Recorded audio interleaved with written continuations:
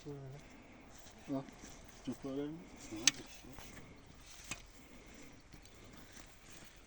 Öyle öyle.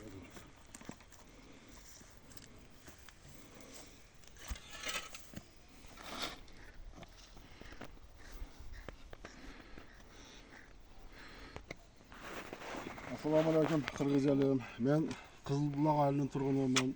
Atım Bahavadin Aliyev.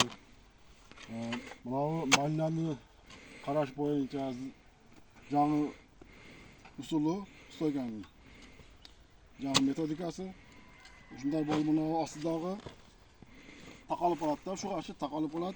Buğa treç koyuş kerek yok. Betondan boğulmuş. İçinde 3 ta armatura koyulgan. Bunun yaxşı yeri buğa bir koygandan sonra şunda kalat. Yılda, 2 yılda, 3 yılda bir soygan almaştırış kereği yok.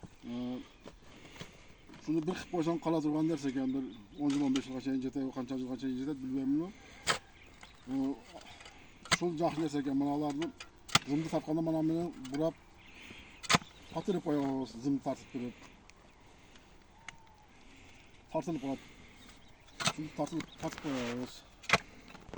Oşonda öyle dağı metot, hazırgı metotlardan canlı usullar çıktı. Buna malinanı belirgende kıstarıp koyup ketebilirken de çıktı bayağı özünün satып onu. Oşanın menenle cipmeye baylamayız.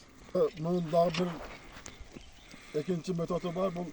Bu yerge iki zımdı tarta turgan bolsa, bu yerge iki zımdı atkanlar ortasına koyup durup malinanı ösköndergen. Oşanın içigeyle 2-3 yerden kısıp bayağı kısıkçı menen.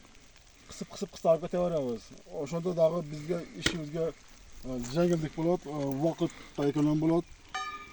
Bu narsalardan qilib qilganimizni shu oshqcha shu nimamiz bo'ldi bizdan. Tajribamiz shu sekin yillarga o'zimizdan o'zimiz o'ng'ay jog'ini o'ylashtirib o'tamiz.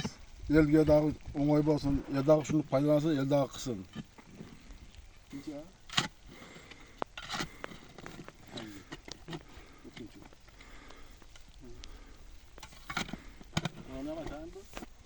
Bismillahirrahmanirrahim.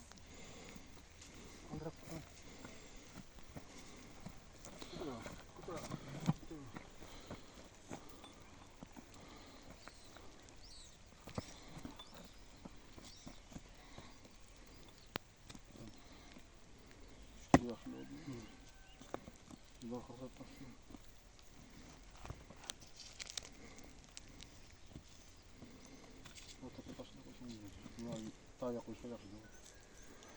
Efendim bu can yapalım ama kalk bu nasıl? Yapacak yani. Bu